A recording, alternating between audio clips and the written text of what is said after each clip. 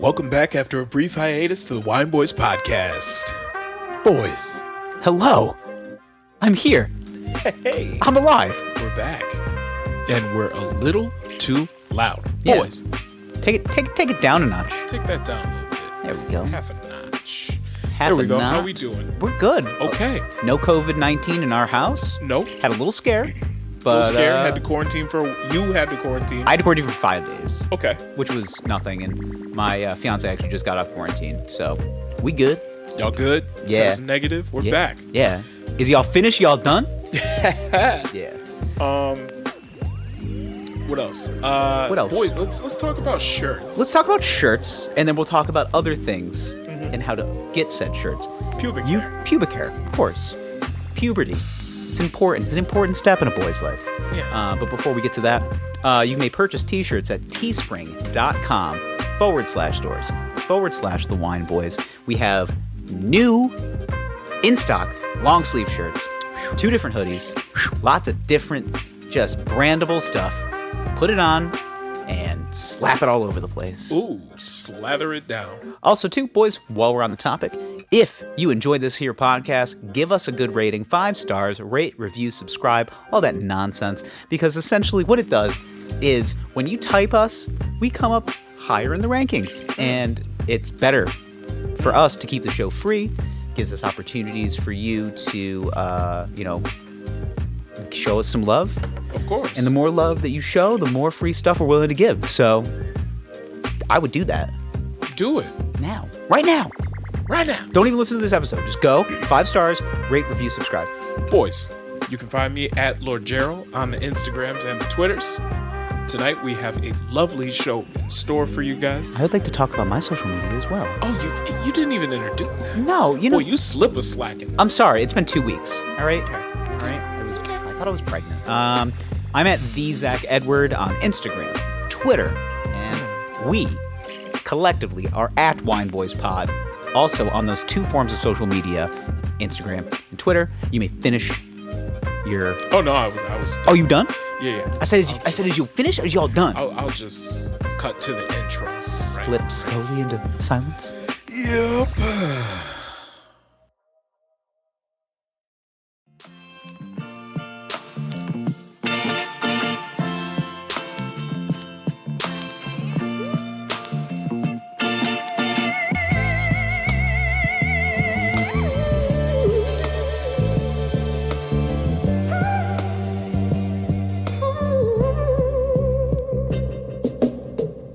Hi, I'm Gerald.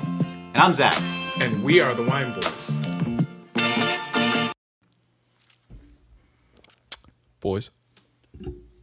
Yes. Come a little closer, boys.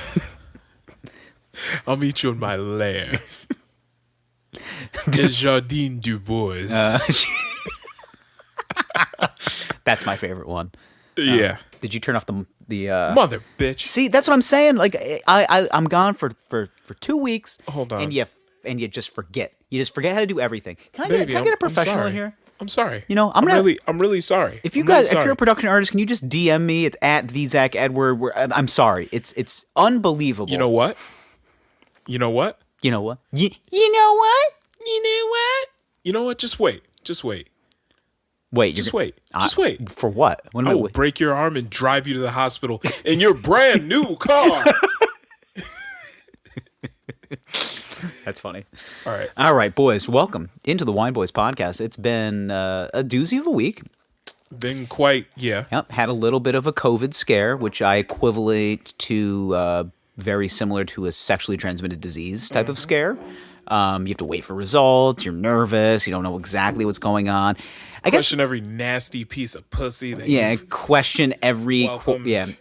every decision you ever made, when you were 20 years old.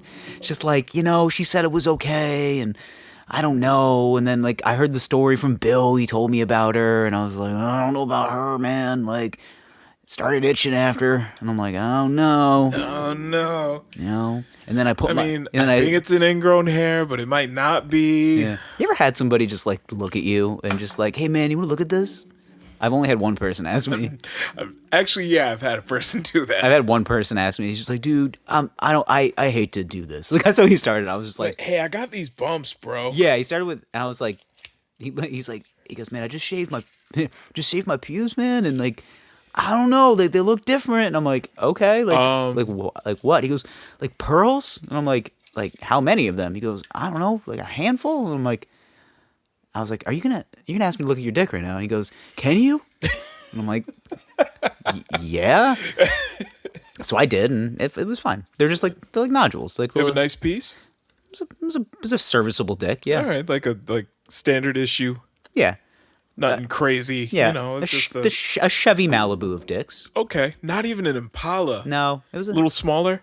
It was fine. Okay, I'm just saying the Malibu's a little bit smaller than the Impala. Like it's Well, it was wider. So Okay. would it be the Impala if it's wider? Like how is it? If it's longer, wouldn't it be a Malibu? Because well, the Impala is longer and wider than the Malibu.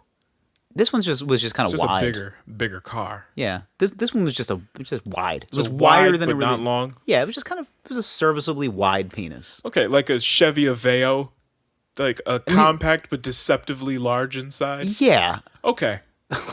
where the fuck did you? The Chevy Aveo? Well, don't you remember the ad campaign for the Aveo? I don't remember. I barely remember the Chevy Aveo. Okay. There was. I know. Now that you told me it, I'm picturing the car, and it's very boxy. Yeah, Very- it's a little subcompact. It is wider than it is long. But they marketed the car as the interior is deceptively large. I don't even remember that ad campaign. Yeah, like they had an ad campaign where it was like a bunch of dudes like, you know, all sweaty playing basketball and shit. And it was a bunch of big, like, you know, tall men, 7 feet tall, 6 foot something tall. And they're all like, hey guys, like hop in, we'll go back to my place. And they're like, in this little thing? Like they look at the Chevy Aveo and he's like, yeah, man, hop in. And then like they all get inside the car and suddenly they're all like midgets. Well, little people, I'm sorry. They're all like little people inside of this little Chevy Aveo. I'm trying to see if I can see. Yeah. I can't. I'm looking on YouTube to see if I can find like the Yeah, the there's Chevy that, like- Aveo ad. Yeah, Chevy Aveo. It's deceptively large, deceptively spacious interior. I can't see. I can't find it anywhere. All they have is like the Chevy Real People ads, which are so just. I gotta find it's Chevy Aveo. Why at every Chevy commercial nowadays, it's always just like it's two forms of people. It's like disgruntled family man who's just like, this truck ain't big enough for me, or like you got the mom who's just like, I want something more spacious for the kids, and he's just like looking at himself being like, I didn't even want these kids. You know, what is the Chevy Traverse gonna do for me? Here it is. I found it. What did you just search it on? Just I went to Google. I typed Yeah. Chevy Aveo commercial basketball. I was to say I think we can play it. I'm not really sure. Yeah. I mean, I don't think we're gonna get flagged for an ad that's like 10 years old. Nah, probably not. I don't even think the Chevy Aveos they definitely don't make that anymore. They barely make. They might make They it. I don't barely fucking make know. cars anymore. Let's see. Here it is. Yeah. The fuck is that? It's a Elephants? Elephant. Yeah. Meet the surprisingly Holy big shit! It was cheap. Chevy Aveo. Did that say $6,900? Nah, it was just under $10,000. Here it is. It's only little on the outside. Meet the surprisingly big Chevy Aveo. The new Chevy I oddly remember that commercial now. You know what Okay. the funny thing is though is that guy sounds exactly like you when you do the voiceover work. I mean, I was doing voiceover work back in like. Oh, 04. that's what it is. Yeah. Meet the deceptively little Chevy Aveo. That's you. Yeah, That is yeah. you. Where's the royalties from that? yeah. The Chevy. You know, maybe I Does should Chevy start have doing you on that kind of work. retainer and I didn't realize it? Oh yeah, they've had me on retainer since like 04. Like mean- soon as the balls dropped. I mean, you know. your house should be like. I mean, you got a nice house, but like, you should have nicer shit. No, I live within my means. I try to keep a low Okay, profile. Warren Buffett. Like, Yeah, you don't have you to. know, I drive a Japanese car. Meanwhile, full-size sedan. there's It's a not- storage facility and there's a Maserati in it. And you're just like, you're like, one day you're gonna like open my third eye to it, and you're gonna be like, hey man, Hey, we're going out, or you're in this Outback Steakhouse. no, it's gonna be the You're gonna take me. The storage facility is gonna be really out in the sticks. Like it's gonna be like past like water, and I'm like, where the fuck are you taking me? It's just like, I'm taking you to my security center, as you could put it. And I'm just like, dude, it's honestly, it's just a garage. And you're just like, okay. And you just hit the button and thing comes up and it's just roar, and it's just Maserati. And I'm like, whoa. It just growls at you. And you're just like, remember that Chevy Aveo commercial? Back in 04. It's like, get the fuck, you were 14 years old. How did you have a voice like that? Yeah, that's that's true. No, what's crazy to me though is the car is $10,000, brand new. There's like, I don't think they make a car like that in the market nowadays. Even subcompacts are still like 14 grand. Yeah, I think the cheapest new car you can buy right now is like a Mitsubishi Mirage. Oh, that thing is small. That thing is. I knew somebody that used to have one, and that thing is tiny. And I'm not like what do those start at? I mean, I would say at least 12,000, but it might be a little more than that. Mitsubishi. I felt Mirage. nervous. Like I had a friend who used to drive that car in New York winters, and the tires were so small. Oh, they're whittle. Yeah. I mean, they look like go-kart. Look at this. It's go-kart wheels. It starts at 14,000. See, that's even 14,000, and the thing is barely the size of a little Tykes car. Like it is. Yeah. I mean, you put winter tires on it, you're golden, man. And what do you think they cost? $5? Like they're. I want to get a fully loaded one though. I couldn't imagine somebody just being like, I want a fully loaded Mitsubishi Mirage. Right. Like go walk into the dealership and you're just like, I'm going to pay cash for this. And it's like, why don't we maybe upgrade you to a bigger car? And it's just like, I don't want it. I live within my means. Yeah, you can live within your means and get a better car. Let's see. What do they have? Explore specifications. I feel like this is the kind of car that still has a tape deck. Like that's. Oh, absolutely. You can get it spec'd with like an 8-track player, probably. Let's see. It's in the glove compartment. All right, about $1,745. Build and price. Let's see. Does it have leather seats? It's got to have leather seats. What if it doesn't? Like we didn't bother to put leather seats in this car. Like we're just like, yeah, fuck you. That was it. I couldn't imagine. Maybe that's like their advertising campaign. It's just like the Mitsubishi Mirage for people that don't give a fuck about themselves and each other. Yeah. I mean, you got to get it blacked out, right? Now I'm going to get a purple one. Oh, yeah. Get the purple one for sure. Interior black. Are you black combination soft touch? Can we start drinking? Yeah, I just want to get my fully loaded Mitsubishi Mirage. Mitsubishi Mirage right now. Yeah. I'm sitting here parched and famished. Need the all-weather package. Haven't had a glass of wine in 2 weeks. The chrome package. Come on. I'm just trying to get. Does it even come with alloy wheels? I mean, like, or are they like the plastic ones? No, you can get alloy wheels. You can even get a park assist sensors package. Get the on a Mitsubishi Mirage. Yo, wow. The world is. You get remote start. Be honest with yourself. You see somebody driving $20,000, baby. You see somebody driving a Mitsubishi Mirage. Mm-hmm. I have 2 thoughts. One, they lost the divorce. Okay. And 2, that's really just one. I mean, they lost the divorce, and 2, I mean, this is all I got. This is what I can do. I'm living in this. Most Mitsubishi Mirages you see are hoarder cars. They're hoarder. They always have a lot of shit in them. They always are. Like I did see a Mitsubishi Mirage with a very old lady in it the other day, and the back seat had one of those like Afghan blankets over the back, and 2 dogs in the trunk. And the dogs didn't look safe. Like they look like they're being held against their will. I just think that's all she had left. Oh yeah. She's just like, gotta take Snuffles to the vet. And they're like, help me. Get me out of this Mitsubishi Mirage. The dog is talking to me about the vehicle. We need to get it out. Oh man. It's always an old lady with an Afghan blanket. Yeah. Gotta be careful. Yeah, those are terrible. It's only got a 3-cylinder engine, 78 horsepower. 3 cylinders? 3 cylinders. I even think mopeds got bigger engines. Yeah. It's just like, good luck getting up that hill. I can ride a bike faster. 78 horsepower, boo. 78 horsepower. Mm-hmm. I'm pretty sure I could get on a gas powered scooter and I could beat that thing. My lawnmower's faster. I was gonna say, if you have like one of those big 0-turn mowers, I don't. with a big ass engine, I don't. I bet you could take a Mitsubishi Mirage, put it. That's a good one. Put a tricked out 0-turn mower against a Mitsubishi Mirage. Put it on a flat track and just let them go, and see. I bet the lawnmower beats it off the line. I have a lawnmower that it's a push mower, but it has those. So me running behind it gives it a little extra speed. Yeah.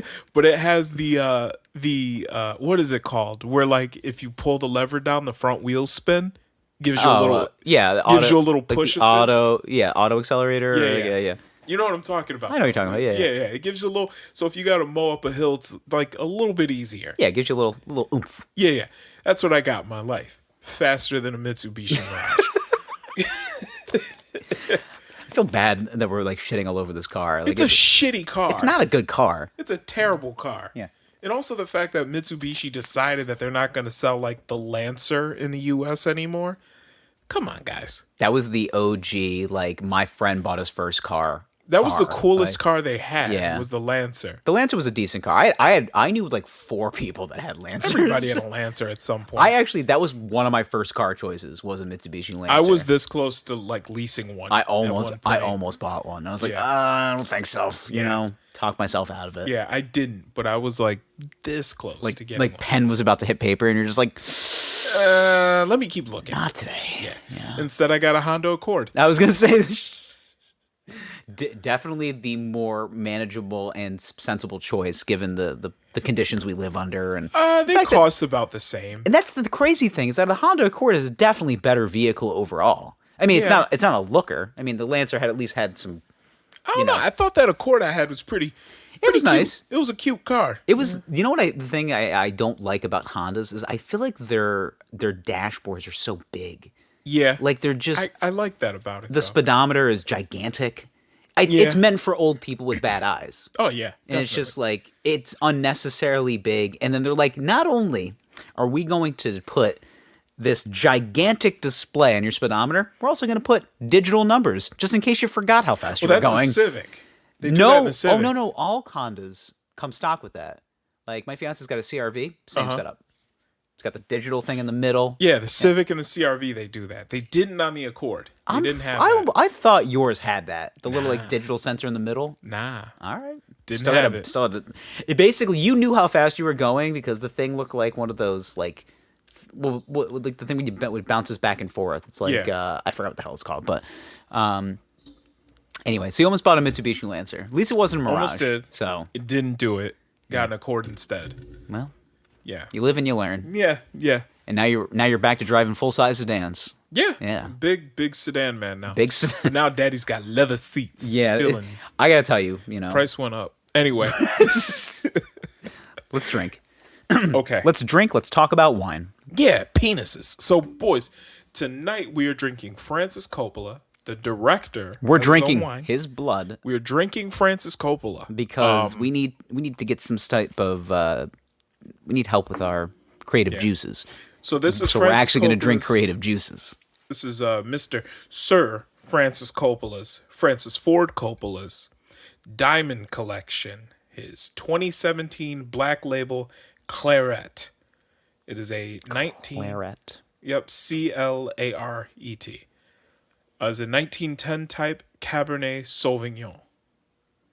Okay. So this is a big, juicy red boy, and we are going to aerate this whore. And the back of the bottle reads, Francis Coppola Diamond Collection Claret is our signature offering. As its British-derived name implies, I thought it was French as fuck. It's only British. Claret. Anyway, as its British-derived name implies, it's made in the same style as Bordeaux's finest Madonic type wines. Claret is a Cabernet Sauvignon-based wine blended in the classic Bordeaux style that exhibits exceptional depth and texture with truly unique sexual assault flavors. Our Claret bottle is distinguished with gold netting, which I ripped off, a tribute to the way Europe's finest wines were once presented. Contains sulfites, 14.1% ABV. Yeah. Boys, Got a strong, meaty red. got a strong, beefy red. Yeah. You pull it up. Yep, I got it. It's a vintage 2017, so it is an old boy. It's not. Not to be confused with the film. I mean, it's not like it's a Yeah. I mean, it's not like it's a vintage 2004 or some shit like that. No.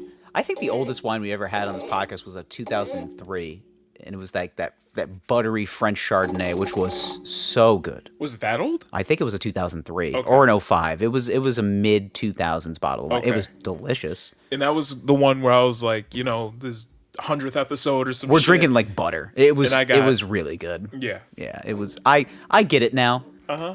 Now that we're finding that we have these, esteemed palates, Mm-hmm. I feel as though that we have an authority on wine. Yeah. We can talk some shit.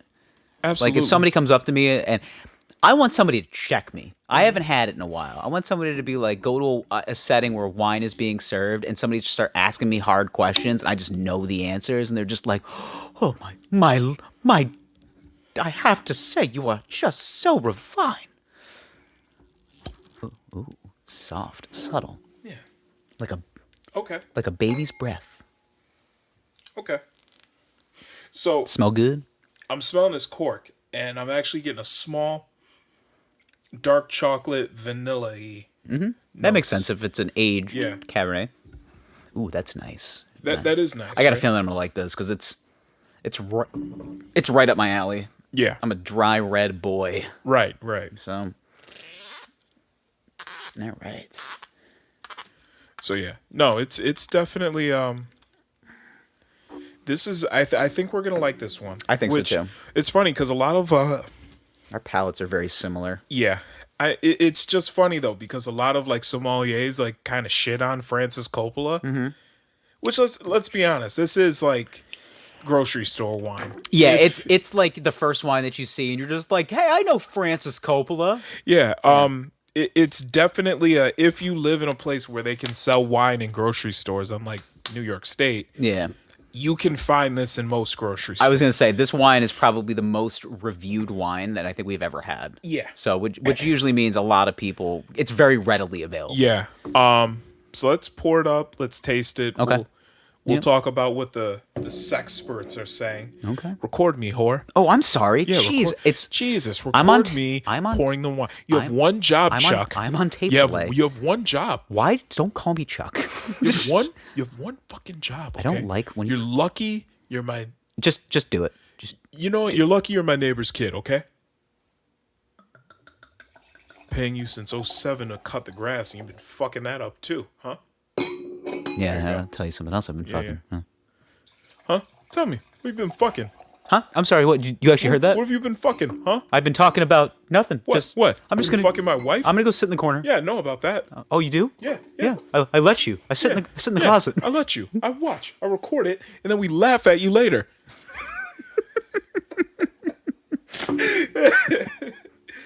Oh my god, that is awesome. If that, I need more of that to happen in my everyday life. The problem is that the neighborhood I live in is just surrounded by geriatrics, so Yeah, I yeah. need more of that. I need to come home and I need a police cruiser to be in the driveway, and I'm just like, yes, It's fucking my girl. what is going on today? Uh-huh. And then a nosy neighbor will come over and it's just like, did you hear about Jeff? Walked in on his wife. Really, Angela, that whore. Oh man. Yeah. Hey, I actually have a funny story about down with that. COVID. Down with COVID.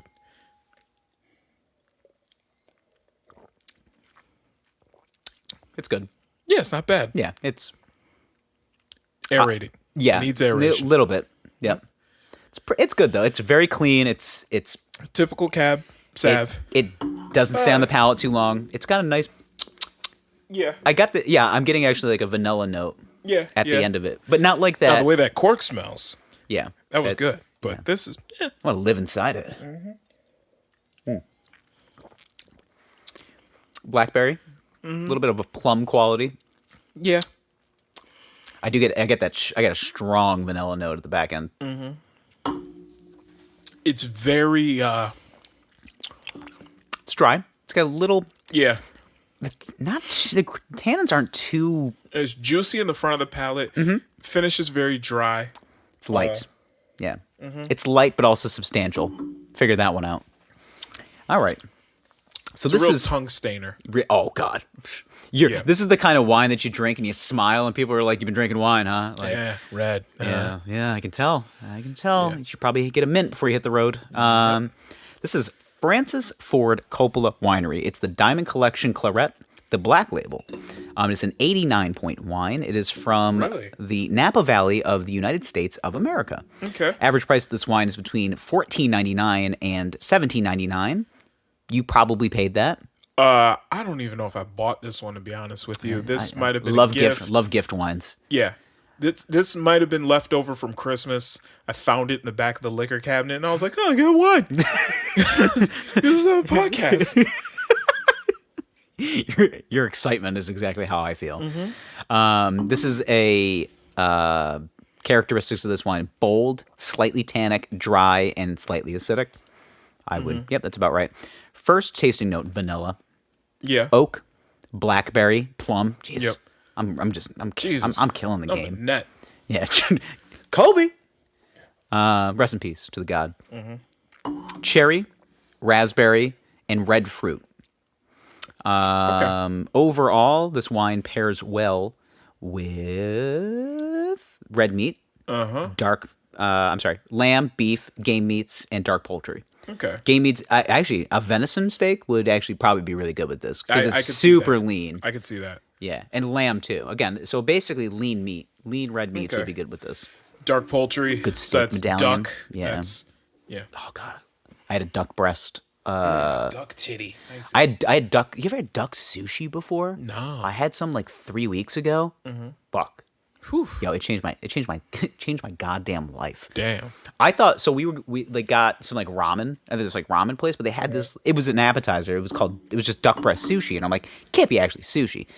It's just rolled like it is, but it had like these crispy like fried duck skin things in the top, and I'm just like, I don't know if I should eat it or fuck it, you know? Yeah. So I ate it. I haven't had duck in a while. It's making daddy a little horny. Have thinking you ever cooked duck? I've never. I've been cooked duck, nervous no. to cook it because I know like a tinge overcooked and it just gets really bad. It's shoe leather, Yeah, pretty just much. like- I know yeah. that, but it's so good whenever you order it. Always, any restaurant that has duck, it's kind of like my. If it's something that's not on the menu always, I'll get duck. Yeah, It's almost like they obviously have this for a reason because it's really good. yeah. It's pretty good though. Okay, yeah, Yeah, it's good. Overall, decent wine. 100% Cabernet Sauvignon in this as well. So it's, it's growing on me a little bit. I think ripping it through the aerator is actually going to make it really good. Yeah. Typically it does. And boys, if you're on a budget, you want to drink wines, especially reds, get an aerator. It makes a world of difference. It's like the old trick that we used to do in college when you used to take shit vodka and run it through the British Yeah, strainer. you run it through the Brita a couple times. Yo, It's like, Jesus, now you got Kettle One. Yeah. Like, this is... I've ruined many a Brita filter, but, Yeah, well, you have to have the designated we did have a designated one. Brita filter just for vodka. There was one night that, like, we ran it through so many times that, like, the sediment inside the Brita filter started trickling down, and I'm like, that's not good. Yeah, it like means we're not- you used it up. I feel like It's we're not done. supposed to be drinking this, and then of course, like my one buddy just takes the actual Brita filter or the Brita and just rips it back, and I was like, "That was about a quarter bottle of vodka you just drank," and he's just like, "Yeah, I know," and I'm like, "Okay, well, he's gonna black out tonight." Yeah. Yeah. Always know the guy that does that. He's not as cool as he thinks he is, and he will black out, and you will laugh at him. And I did. Yeah, I've been that guy. Yeah. So anyway, Everybody does. Yeah, Everybody's the coolest drunk in the world. I remember my first beer. So anyway, another thing I heard actually is putting red wine in a blender makes a big difference. Really? But I think it's the same phenomenon as like aerating it. So you basically just pulse it a couple of times? Yeah, you put red wine in a blender, like pulse it a few times, and I guess it's supposed to get enough air that in from?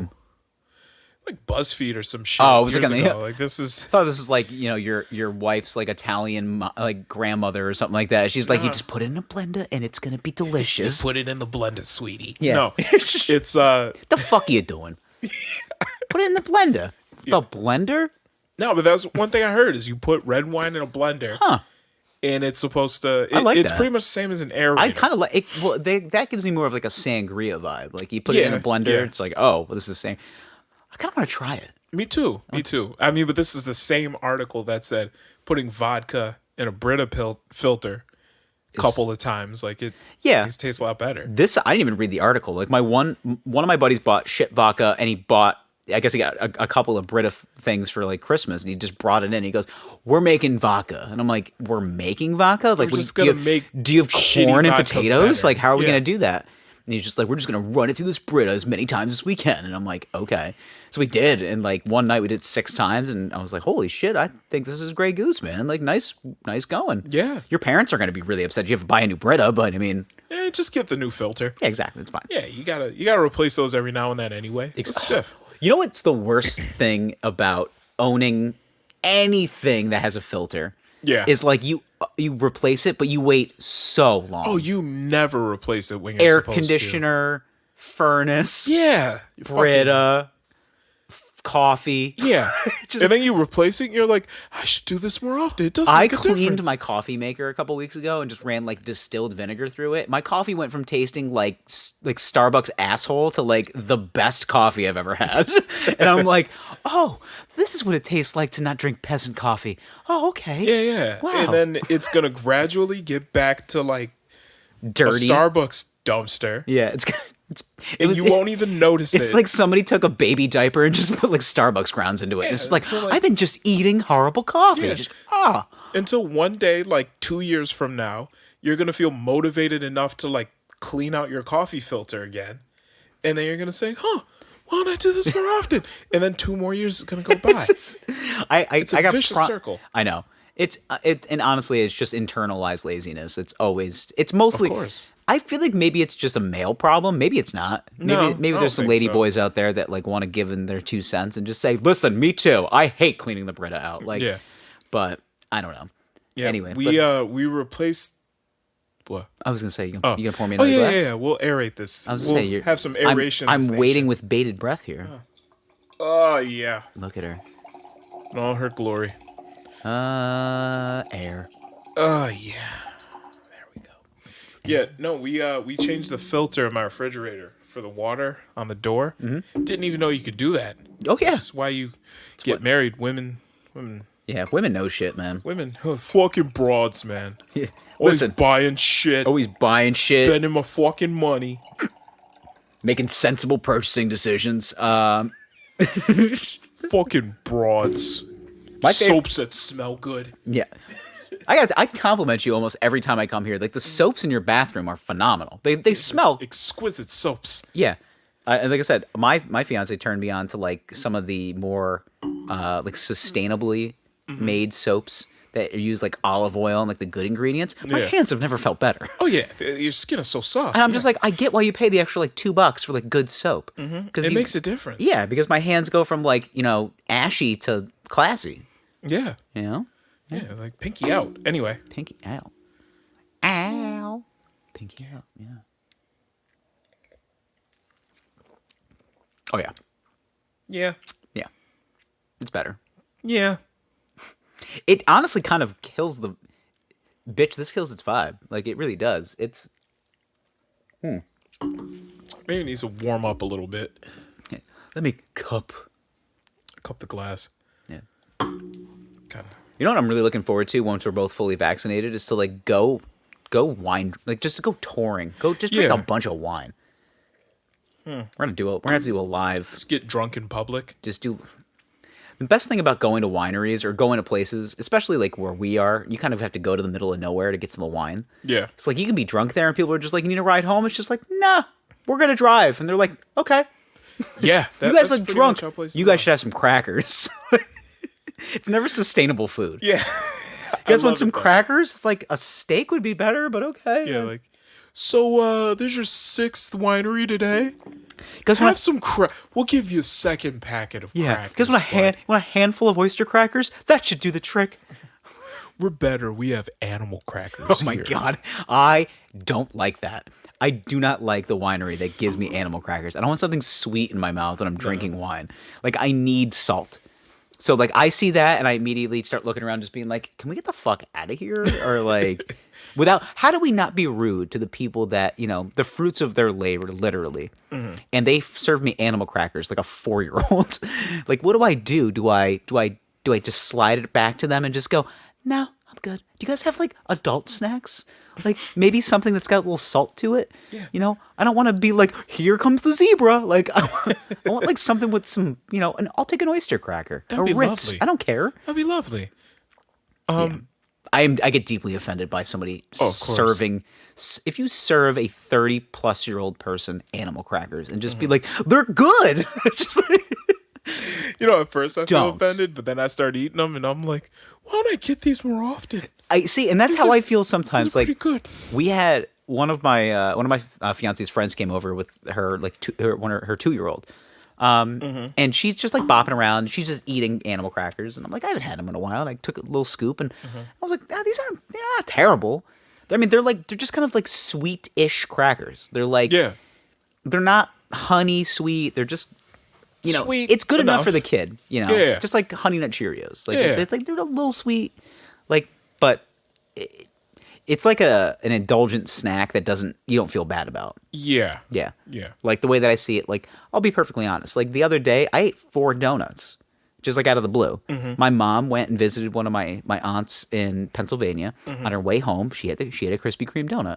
She called me. She goes, I'm getting Krispy Kreme. I go, okay. I was like, I'm going to pass. I'm an adult. I'm going to pass. That's how I said it. I was like, you know what? I'm just going to, I like them, but I'm all right. Okay.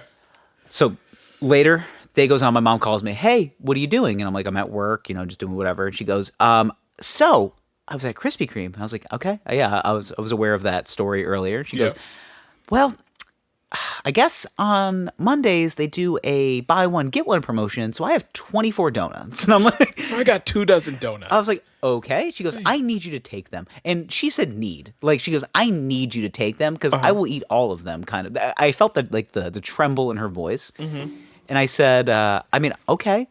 And, like, my fiance is, like, I think she's kind of, like, in that wedding mode. She's like, I got to lose all the weight. So she is just everything.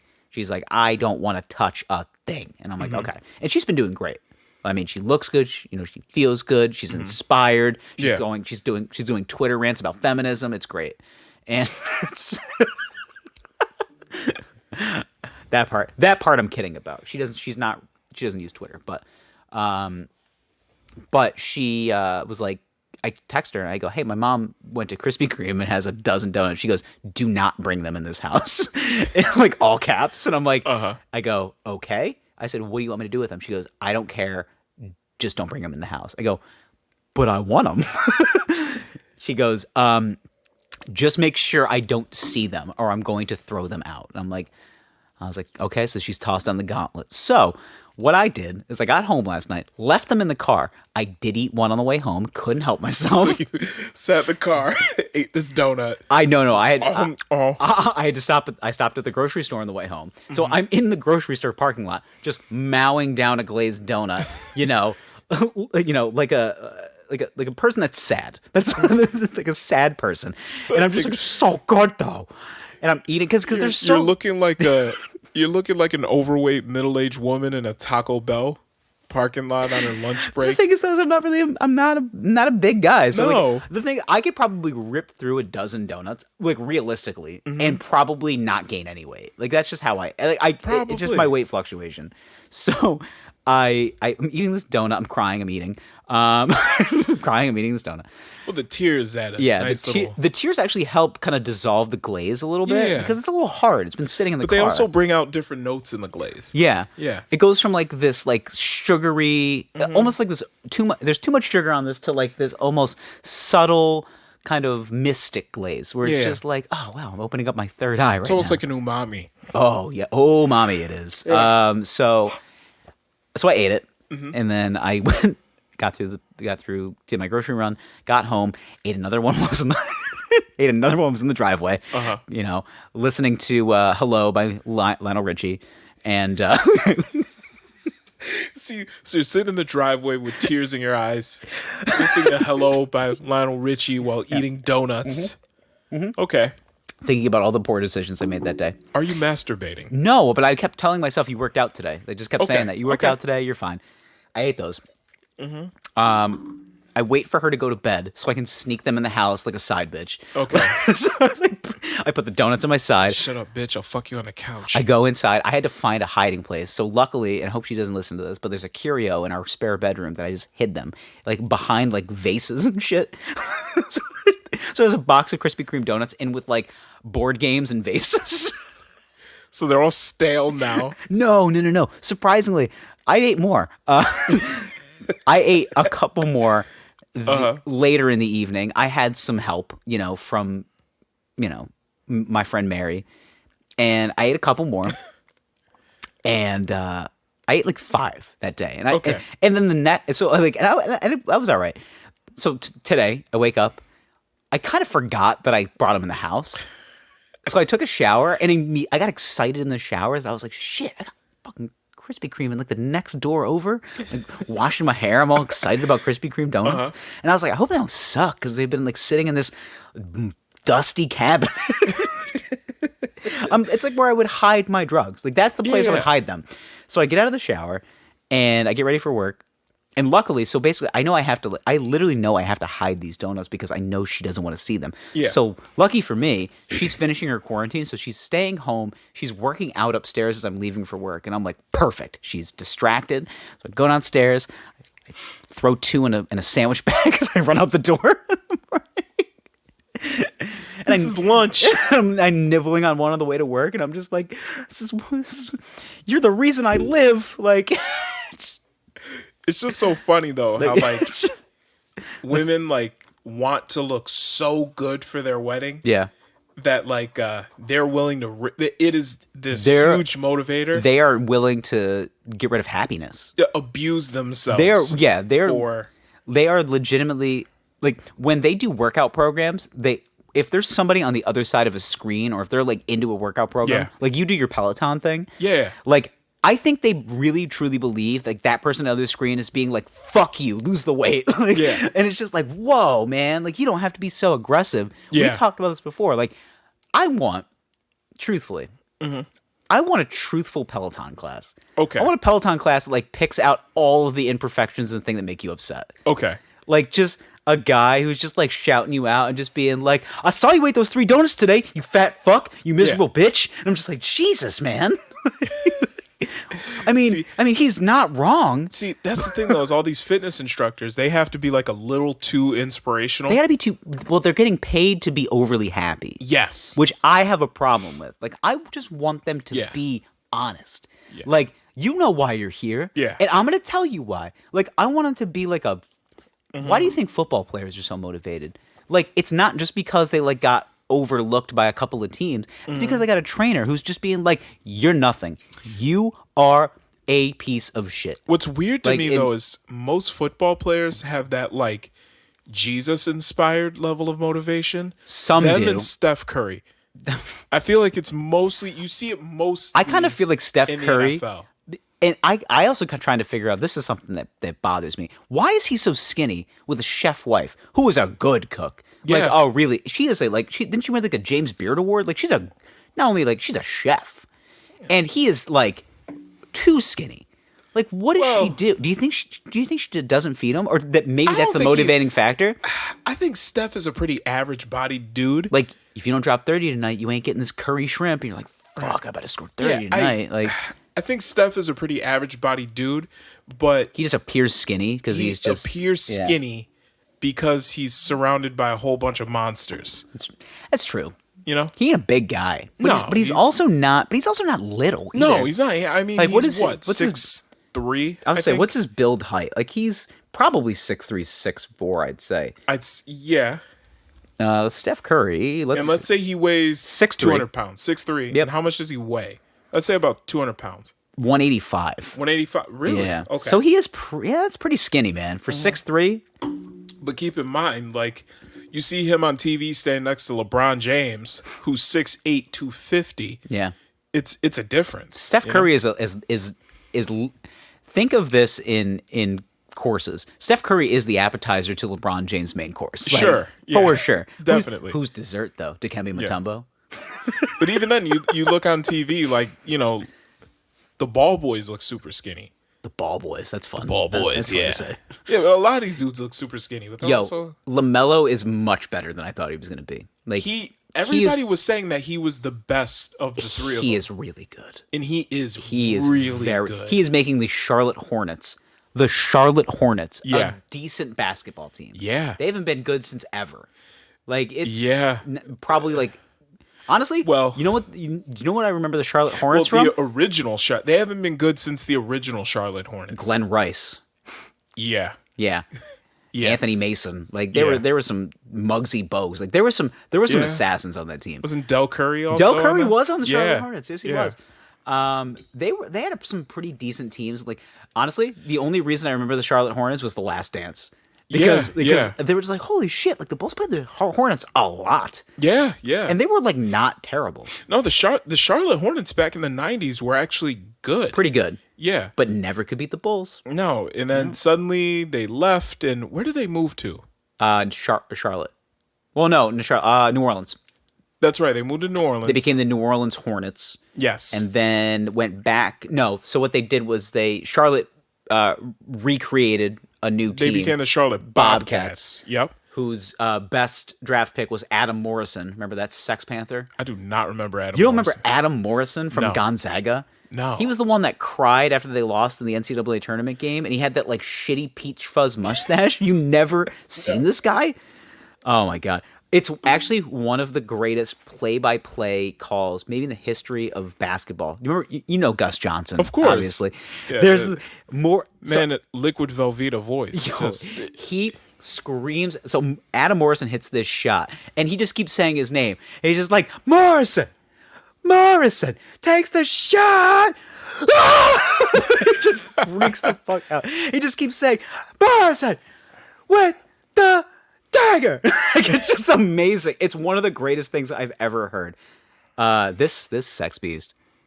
You don't remember him, do you? Oh my I god. don't This remember him him. at college. Oh, Looking man. like Ted Bundy, a little overweight Ted Bundy.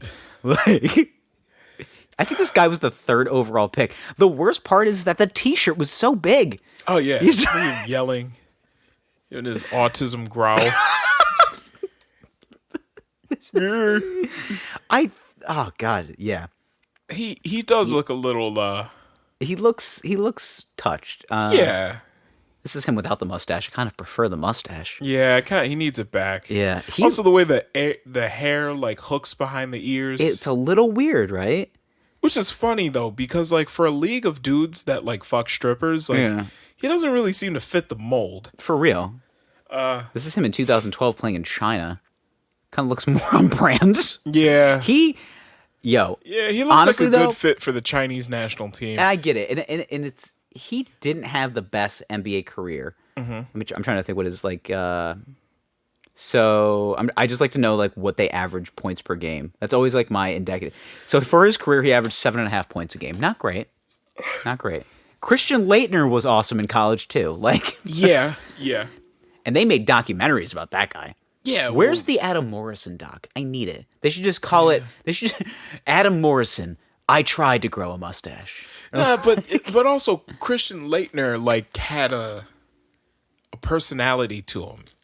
He also probably had like the greatest shot in the history of NCAA sports with that shot against Kentucky that literally was it's on every highlight reel for like greatest sports moments of all time. Oh, absolutely. Yeah, an impossible pass with basically no time on the clock. He head fakes and then hits a turnaround jumper. This is like okay. Speaking of guys that were great in college, Johnny Manziel. I knew you were heading with this. Yeah. So Johnny Manziel was a Heisman winning quarterback for Texas A&M. And he is officially now my second favorite sort of tall white quarterback. I don't even think you can consider him tall. He's like 5'11". He's Baker Mayfield. Yeah. Is he 5'11"? I think he's about. I think he was listed. I thought he was listed at 6 foot, but I remember Gruden basically said, "What are you like 5'9"? So you're listed at 6 foot. I gotta tell you, I'm 5'10". We stand eye to eye, bro. He got big feet though. He's listed at 6 feet. Yeah. So he, I was say, is he married? Johnny Manziel? Oh, he's married to the Instagram model. Was it? No, they're not together anymore. Oh, they broke up. I right? looked this up earlier today. Yeah, they're not together anymore. What's her name again? I think her name was Brie Tessie or something like yeah, that. I mean, yeah. It's not bad to look at. yeah. Anyway, hey, they're not together anymore. yeah. Well, he's busy focusing on his golf career. Yeah. So Johnny Manziel. Brief history. 6 feet in your programs, 5'9" to John Gruden. Yep. Dude, played for Texas A&M. John Gruden is the best. I hate that he's coaching because we can't listen to him berate college kids anymore. Oh my God. It was great. Dude, Gruden's quarterback camp. Like, I tell people, because they're like, I just love John Gruden's analysis and stuff like that. I was like, he's accosting college kids for like 3 seasons, and nobody's like, oh, I just love his insight. I was like, he is fucking killing these kids, and it's hilarious. He told Andrew Luck that he sounds like a robot. And that was one of the funniest things I ever heard. He says, Andrew, when you're in the huddle, you need to demand attention. You are the team leader. I can't have you sounding like a robot out there. And I am laughing my ass off. And everyone is like, I just love the insight. I was like, he is fucking clowning on these kids. Like, he told Marcus Mariota he was as quiet as a dove. Like, wow. He goes, hey, you might be talented, but you're about to go play with men, and you sound like a dove. That is funny. And I was like, that is mean. And now he's a backup.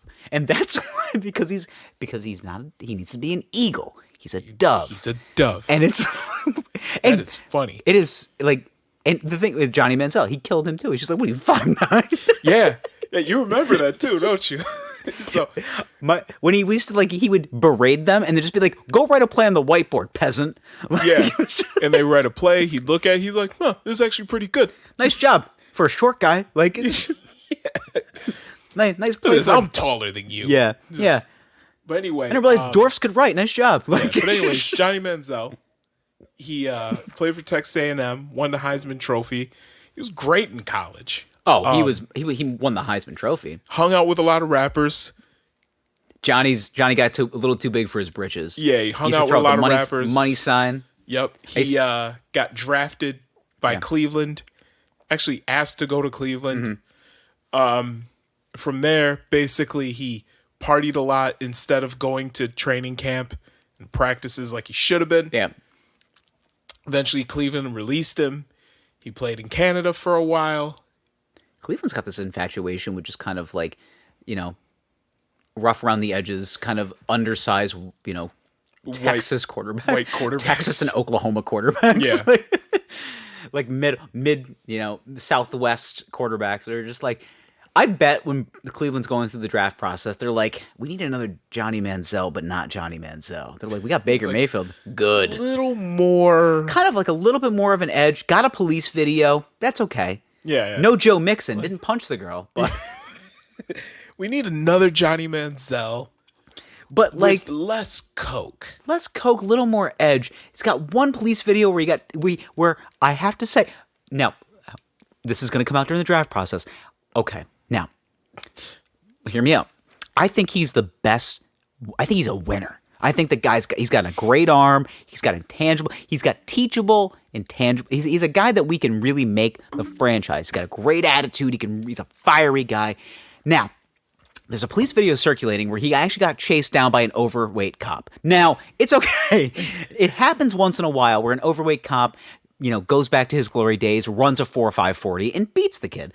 Once in a while. Okay, he might have had coke in his pocket. We don't know. We don't know. We don't know. We can't speculate. We can't speculate. He's the number 1 draft pick. Oh, okay. How many pictures are there of him hanging out with rappers? A baker's dozen, maybe. Get it? A couple. Yeah. Yeah. There's a few. All right. More than Manziel. No. Oh God, no. Johnny Manziel, actually, there's a quote on the internet from Johnny Manziel, and I'll read it to you. And this is when the guy puts on his glasses because he's bad. He's got bad eyes. Puts on his glasses. Okay. And I quote. Said this to his ex-girlfriend while he was driving his Maserati. If you don't kill this shit, I will kill us both. Actual man. Johnny Manziel quote. Yeah. If you don't kill that shit, I will kill us both. To his Instagram model girlfriend, as she's probably saying, "Why are you with this girl? Why are you doing this shit?" And he's driving a very expensive car, and he goes, "I will fucking kill us both," which is the most rich white guy thing you can ever say. So Johnny wants to play golf. Johnny is bounced around out of the NFL, went on a bender for a while, then decided he wanted to play football again. Yep. So he's played in a few other professional leagues that are not the NFL. He played in the what did he play? So he played in the Canadian Football League. He played in the Canadian Football League for a little bit. Did he ever end? He didn't end up in the XFL. No, they tried. No. It was the other professional league that started up that folded shortly after. The what is the hell's it called? The American the AFL, Alliance. The American Alliance of Football. Yeah, the AAFL. Yep. Yeah. No, there's no L. It's just AAF. Oh, it's just AAF. Yeah. As fuck. So he played He there played in the as fuck league until the league folded and couldn't pay anybody. And then imagine that. Yeah, and then I think now he's playing in the what is it? It's the fan controlled football league, which is honestly I flipped it on the other day on Twitch. It's pretty cool. It's arena football with insight. Yeah. It is. Yeah. And you know what? I actually didn't hate. I used to like arena football back in the day. Mm-hmm. Like when it was like on ESPN and they were like really like hyping it up a little bit. And Bon Jovi was like a team owner. And I was like, all right, I can get behind this. And he's basically said that the fan controlled football league. It's he's basically said that it's a lot like playing backyard football. Yeah, it really is. Let's be honest, like football's fun. Yeah. You know? Any football I can watch is always fun. I mean, it's it is now America's pastime. Yeah. I mean, sorry, baseball, you just take too damn long. Yeah, that's true. That's true. You know? So, but to be honest, writing's on the wall for man's football career. Mm-hmm. Between the hard partying, the drug and alcohol abuse, and just taking so much time off, he's not going back to the NFL. No, it's not happening. So Johnny Manziel said recently that his new goal is to become a PGA golfer. Mm-hmm. He's given himself 12 years to get there. 12 years. He's 28 years old. 28 years old. So by the time he's 40, which I guess is like that's always a male plateau age. Like if 40. If I'm not doing shit by the time I'm 40, yeah. Like I mean, I might as well just kill myself. Like, there's nothing wrong. Like, I've seen a lot of people post 40, mostly like in their 50s, like just come out of nowhere. I'm just like, who the fuck is this guy? Yeah. And they're like doing phenomenal. Yeah. It's like, it honestly might be like that midlife crisis moment where it's just like, I don't really like what I'm doing. Like, I don't like it. I can't get my shit together. Maybe if I wait till I'm 51, I'll really get it together. And some people really do. Some do. Most don't. I mean, some most sensible folks. Yeah. I mean, they kind of think about it. I mean, like I said, most sensible folks. Okay. There's not that many. No. There's a lot of delusions of grandeur. There's a lot of yeah. It's just a matter of like. But I don't know. It's such a weird like. I'm gonna make it till I'm 40 and then I'm gonna become a professional golfer. Even though right now at 28, he's already like. He claims to be a virtually scratch golfer. Damn near scratch golfer. He plays with a 1 to a 0 handicap. Yes, for the I'm sure most boys here are pretty affluent when it comes to the scoring, but that's essentially saying that I can play even golf on a good golf course. Like, I don't miss putts.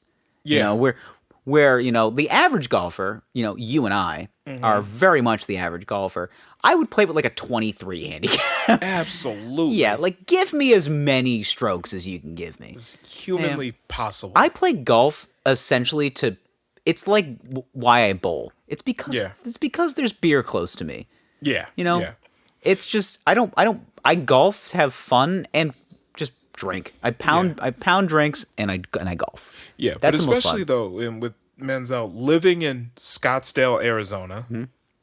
Which is like retirement golf capital of the world. There are so Besides, many like, good courses there. well, yeah, I mean, I've always wanted to play golf in Arizona. I've gone as far south as like I've played golf in Virginia. Everybody tells me it's like South Carolina, I guess, is like like Hilton Head. Like that's the hotbed. It's all golf there. That's all it is. Yeah. Just golf courses and middle-aged women. Yeah. Oh.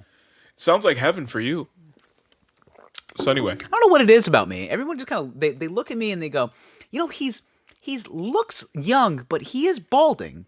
he could be a stepdad. He could be 46 or 21. We don't know. Like, we don't know. He's somewhere between 47 Yeah. and Just graduated 15. college. 15. We'll go 15. If I shaved like consistently, people would just be like, "That's a balding 12-year-old." I don't get it. He's 13, but he has hormonal issues. He seems pretty angry for a 13-year-old. Yeah. But it's I just pooted. Sorry. That's okay. Yeah, it's gonna catch you in a minute. I wouldn't. Yeah, I wouldn't taste I don't it. smell it yet. It might sting the nostrils. Yeah. Gotta... And let it in and let it out. I don't know if I shared this on the podcast, but there was one night. Are we done with Johnny Manziel? Maybe. I think we're just spitballing here. As we tend to do. There was one night.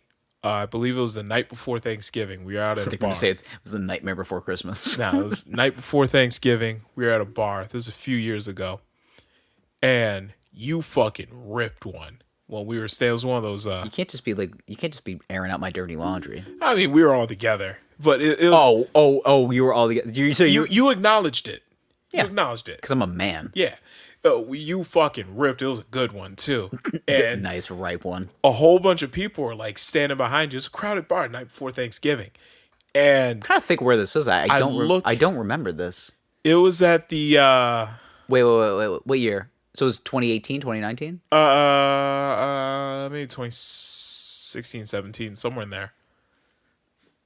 You have to tell me where it was off mic. But Okay, it was in oh wait, I think okay. No, I think I remember it now. Okay. yeah, it was at the Bobble Yeah. Okay. Yeah, Okay. anyway. Yeah.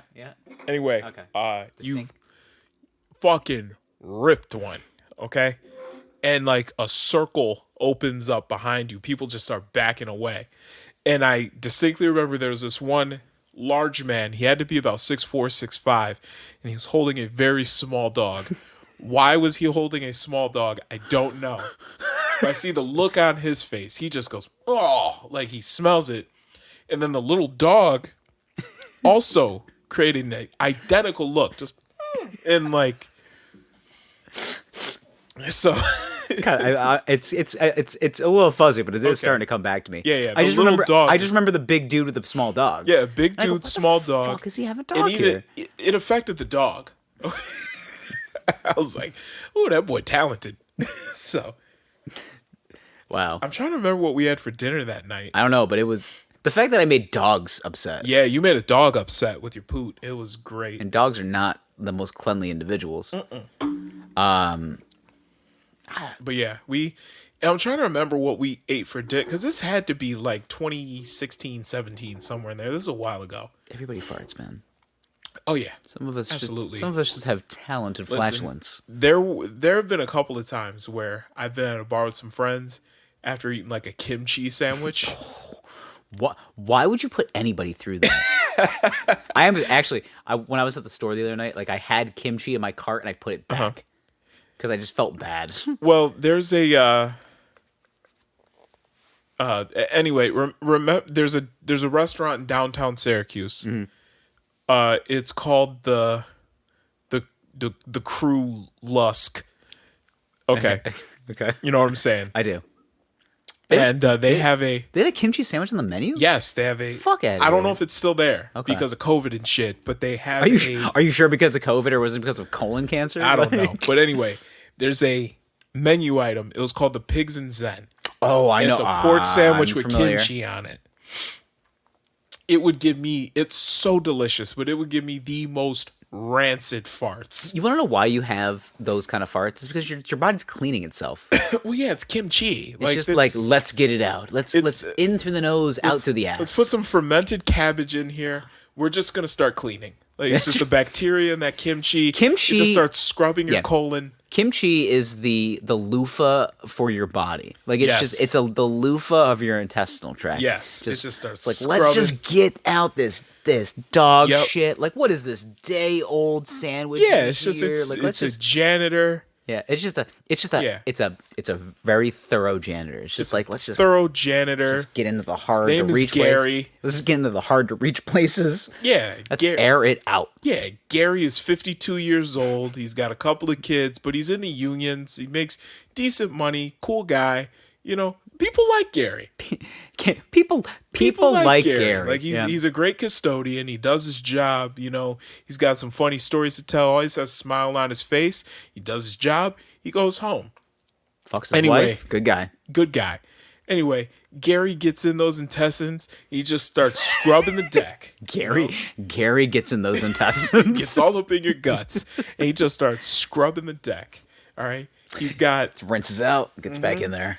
He's got a scrub brush attached to a pole. He's got some degreaser on the floor, you know, diluted 2-to-1, and he's just scrubbing. All right. And he dumps a little water on it, pushes it toward the drain, and he keeps scrubbing. Okay. And the result are the most rancid farts. Usually when they're, it's a sign of healthy. Like, if your farts smell bad, it just means you're eating good. Usually. Yeah. Usually, yeah. So I ate this sandwich one night out with some friends. And then afterwards, we were like, we're all hanging out. Let's hit a bar. Mm-hmm. Because at this point, it's like 10 o'clock. We're in downtown Syracuse. Mm-hmm.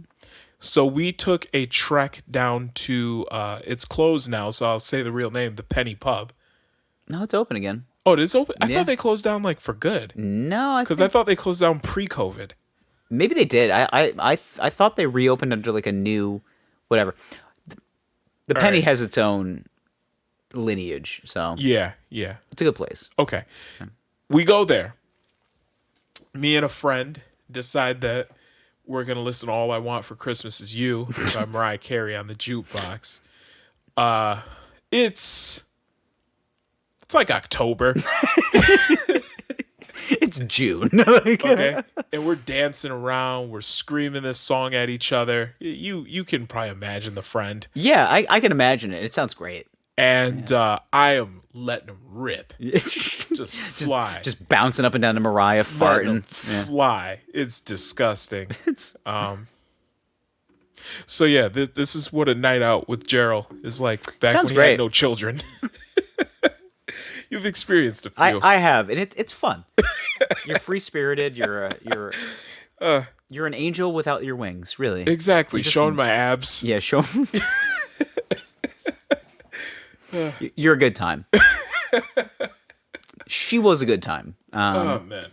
Yeah, there's been some epic moments. You're anything that you do. When you get a little. And it's fun to get you a little drunk because like it's because I never know what's gonna happen, and I love it. It's one of my favorite things about you. It's like it is essentially just the mystery of like what's gonna happen because there's so many different ways it could go. Most of the time it's pretty like free loving and like just good. It's just good old fashioned comedy. Like it's just. You just lift up your shirt to reveal like what is not abs, and it's just a large, like heavy set individual, and it's just like your belly's hanging out in the bar, and everyone's just like, "What the fuck's up with this guy?" And I was just like, "Nothing, just being a guy." Like, look at my abs. Look at my abs, and people are just like, "Those are not abs," and I'm just like, "They are." You just have to look for them. They're abdominal muscles. Poke it. It's hard. It's hard. A flex. It's hard.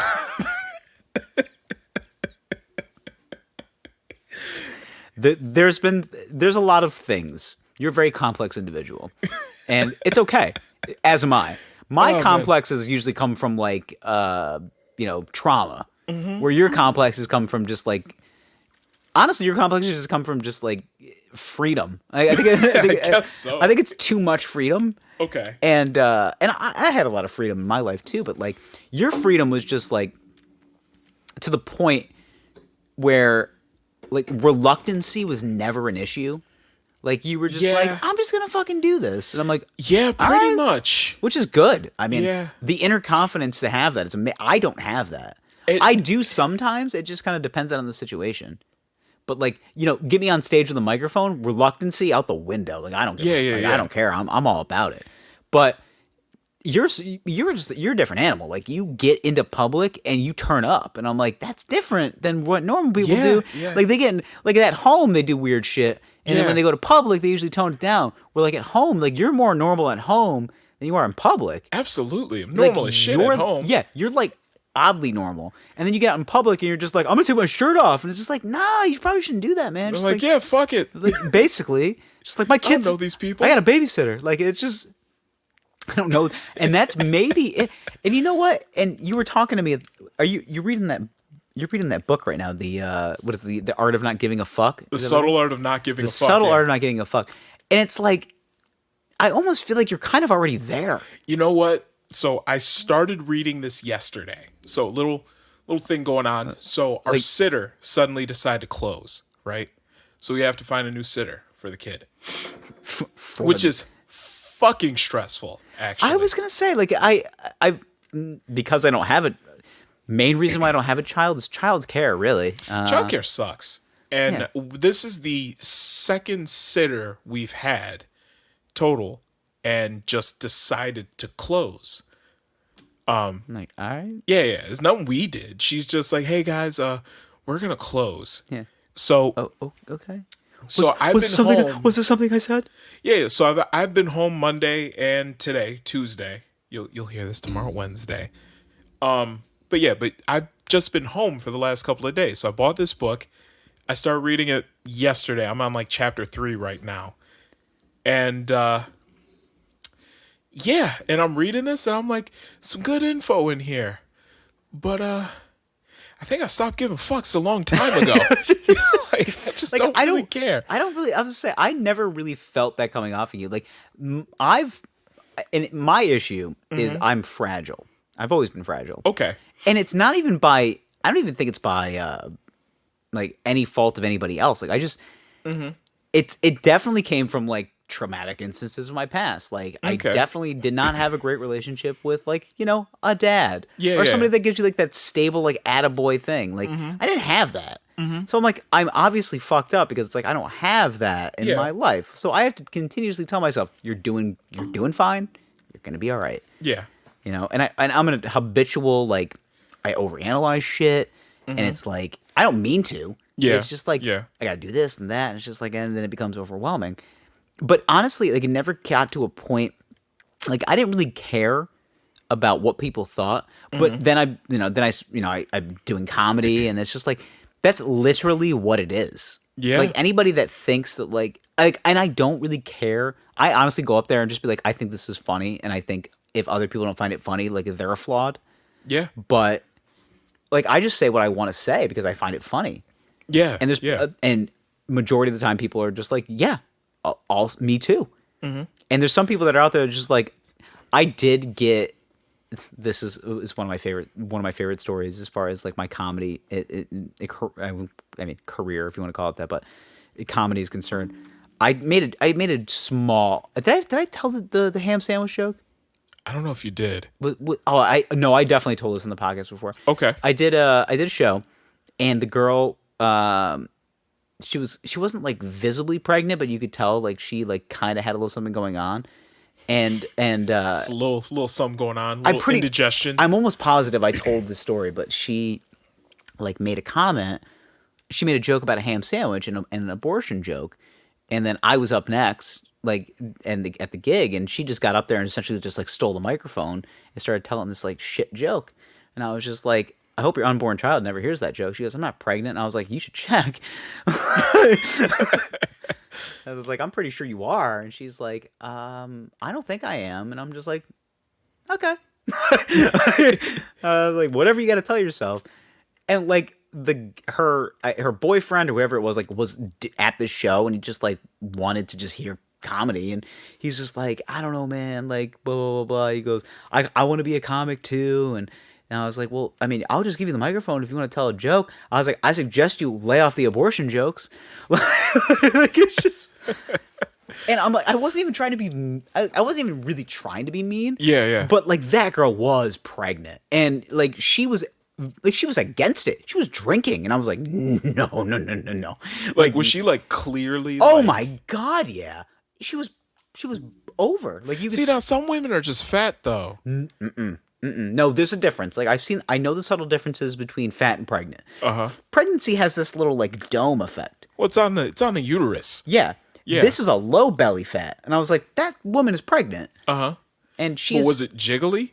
No, it was a Okay. It was a pregnant belly. Okay. Wasn't she? Okay. She wasn't like, it was no waddle. It was just like, it was just there, and I was like, she's a long. Like, she. I mean, some women, they just look like they drink too many 40s. Nah, man. It Maybe was. she's a malt liquor connoisseur. I don't know. I wasn't catching that vibe. By the from her. way, she was a malt liquor connoisseur. we need to do a malt liquor episode. We've talked about this. We've talked about, and we've never actually done it. Well, you fed me malt liquor on a couple occasions. Well, I'm just yeah, like, sometimes you need to. Just to clear out the pipes, you know? sure did. Yeah. Yeah. Well, honestly though, because like you sip like sheep malt liquor, and you're just like, oh, okay, this is why I always see it under a bridge. That makes sense. Yeah, yeah, like, yeah. There's definitely an extra ingredient in there. Yeah, like It's not... bum fuel. Like, Yeah, it just gets yeah, people, like, it this is- makes you angry. This feels like more than 8% ABV. It gives you like this Hulk quality that you weren't expecting. Yes. It's almost like you took pre-workout Yeah. while you were also drunk. Yeah, like, Yeah. it's kind of like being super, super drunk, and then Waka Flocka Flame comes on. And you just get... But it's only playing in your head. Yeah, and everyone's All of just like... Flockavelli is playing in your head. You just hear this like inner thought just screaming, Brick Squad! And you're just like, oh Yeah, my just God. Flockavelli is on repeat in your head. And nobody else hears it. And you're Nobody just like, else, just is you, Anybody just you. else hearing this music? Standing in a corner. And you're just like rocking angrily back and pacing. forth. You're angry. You think this guy's looking at you funny. He's really not, but he's looking at you funny. And you're ready to go over there and confront him. You might fight him. And yeah, so that's no what you're- drugs. No drugs, No, malt liquor. just This malt is liquor. This That's- is malt liquor anger. Well, malt liquor makes you feel like you might fight somebody. And you also want to get your dick wet. But more importantly, you want to fight somebody. Angry, I'm horny, I don't know what to do. I want to fight, I want to fuck, I don't know what to do, man.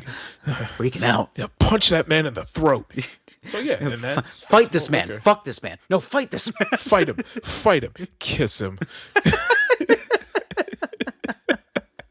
I don't, all these inner thoughts are playing in my head. Do I fight this man or do I fuck this man? Yeah. I can't figure it out. It's interesting. You say that like a lot of your life comes from kind of feeling. It sounded like you said a lot of your comedy comes from being insecure. I In a would say a way. little.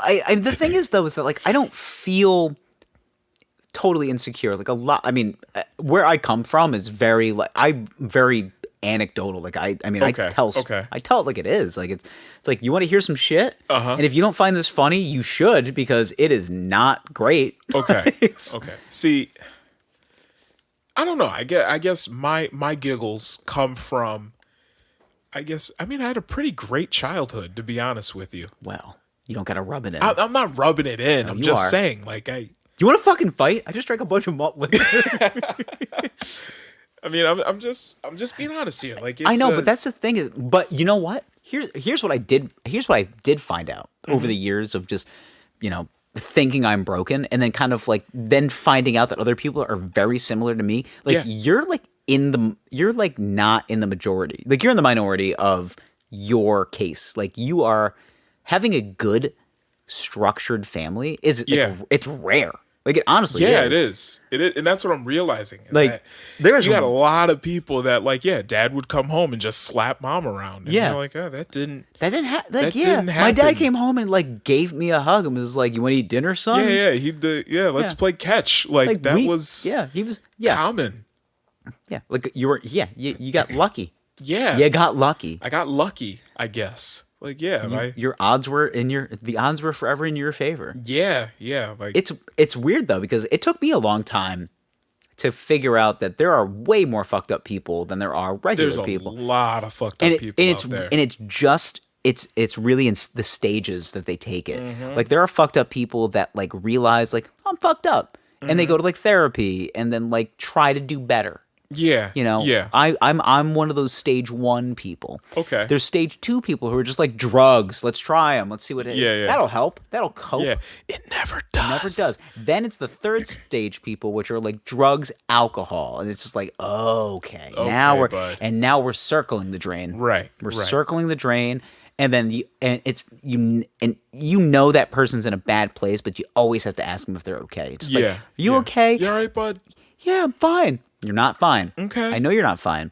And it's just hard. That's a tough conversation to have with anybody. Mm-hmm. I mean, regardless of the situation. You can't just like openly just be like, dude, you're not fine. No. Because then they take that as anger and they're just like, no, I want to fight. Like, it's just. No. It's always got to be, you got to be close enough to the person. Just say, well, listen, man, like, if you're not feeling all right, you can talk to me.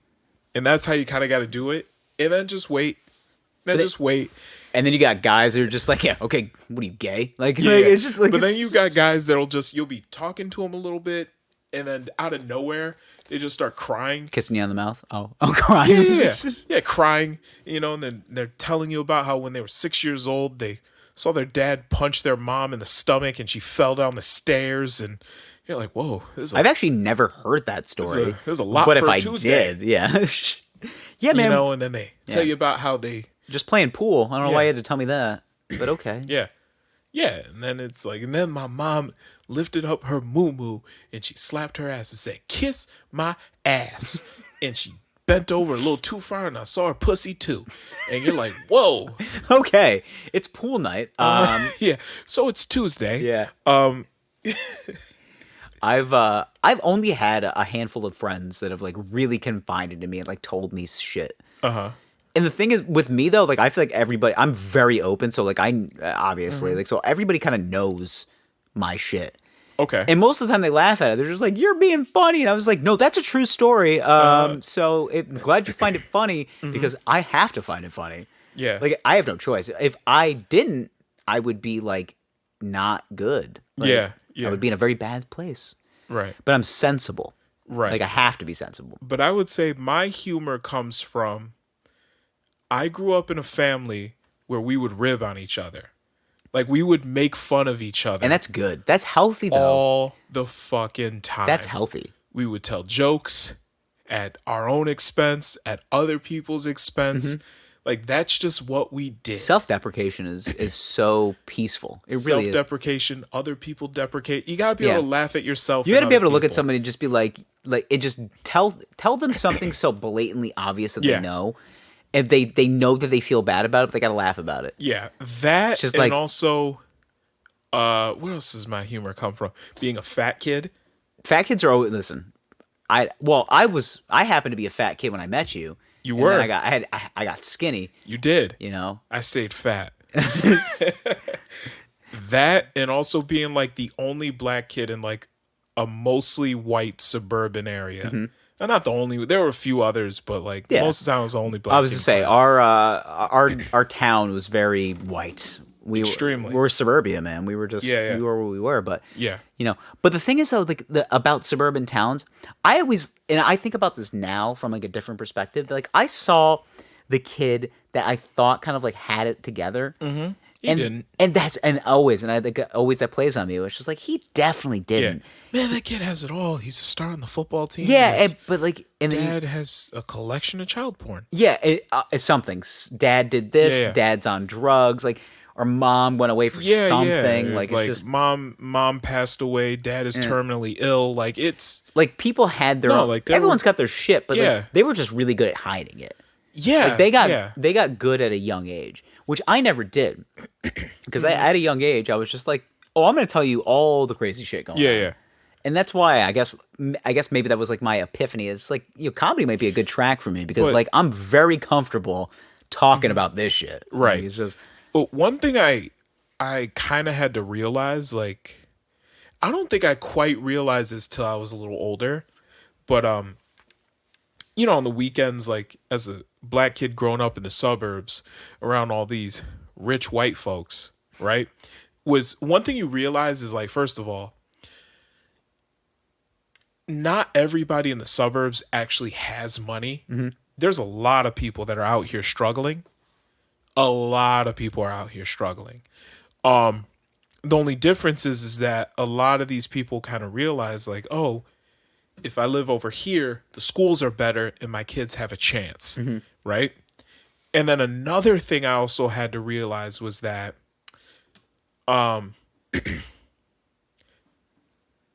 where you live and the reason why you live in those places is because like there's actually jobs here, you know? There's actually some opportunity over here. You know, basically the moral of the story is don't live in the fucking projects. Like that's, you know, at least I guess legislation. it's easier said than done in certain situations. I guess, but if you can avoid it, don't live in the projects or don't live in because legislation wise, nothing is done to improve the hood.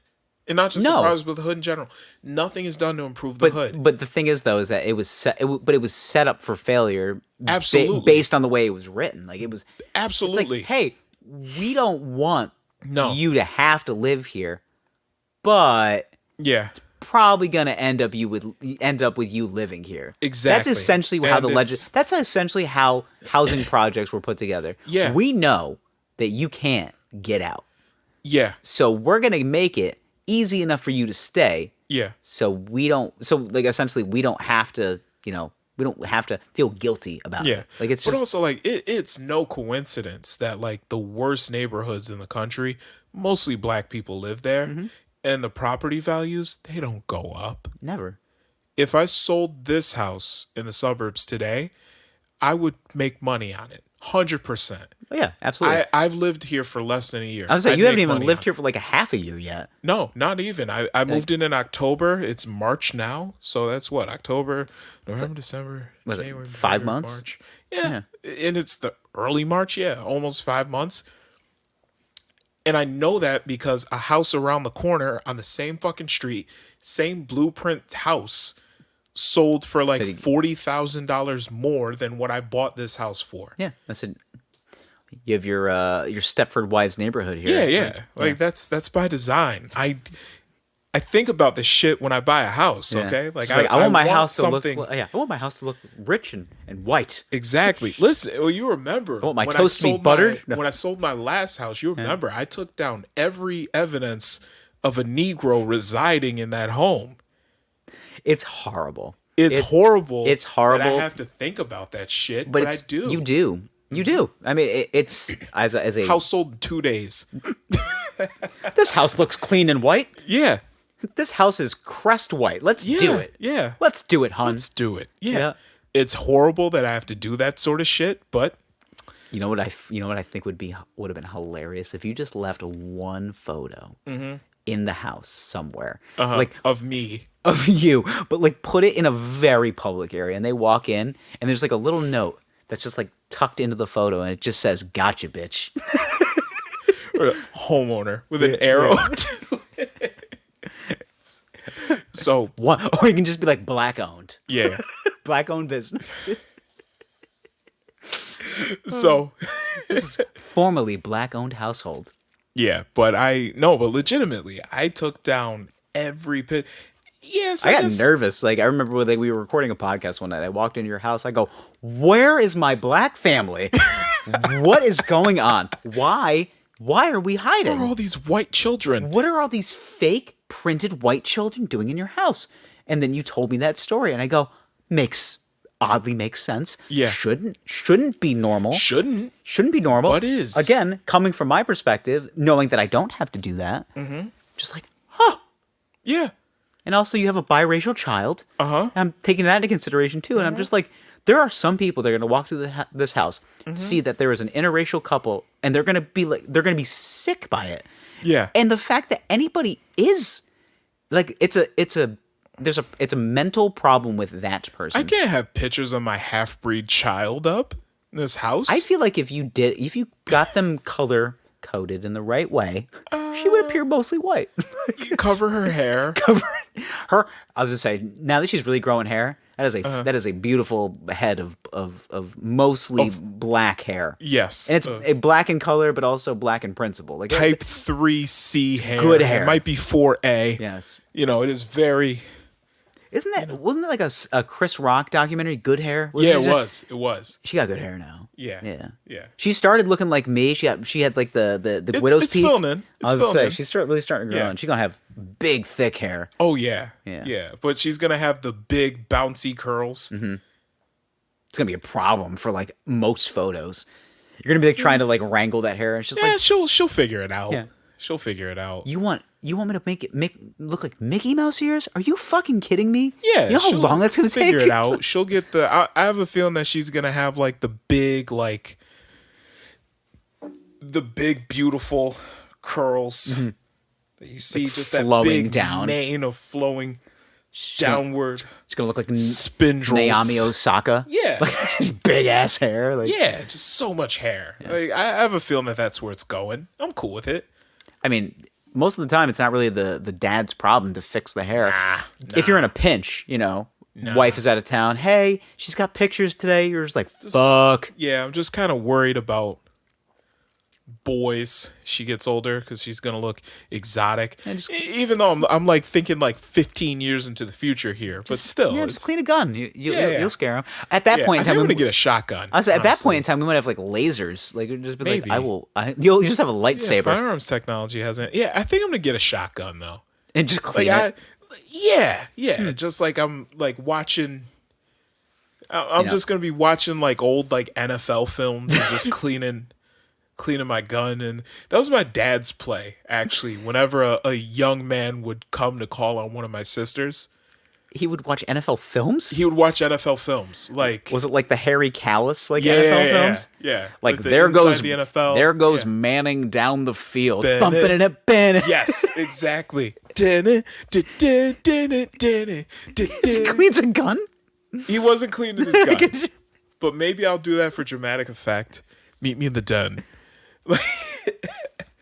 Yes, he would watch NFL films. Oh my god! It was always some sort of contact sport. When a young man would call, but it's always on like a Friday or Saturday night. So like there's no football games on. Yeah. But he would watch either like NFL films or like a boxing match or something. Oh, this is what it is. NFL Films presents the Game of the Week, narrated by Harry Callis. Yes. My dad would watch this. Like, I can't. Have you ever listened to Harry Callis? Like, Harry. Yeah. I used to watch those all the time. But like when Harry Callis used to be the he was the play-by-play announcer for the Philadelphia Phillies. Yes. Back in the day, and he had this. He was the original. I think, and maybe I could be wrong. Him and Pat Summerall were very similar in how they broadcasted games. They had this cadence that was very slow, methodical. Yep. If you were listening on radio or if you're watching on TV, every period and comma was just and they'll just enunciated. Yeah. Like it was. Yes. Summerall would just be like, to the 20, 25 and down, a 6-yard run by Emmitt Smith. Like it's they would just say like methodical, like and week 4 in Green Bay, Wisconsin. Brett Favre was coming off of a 3-game losing streak. And the music would hit.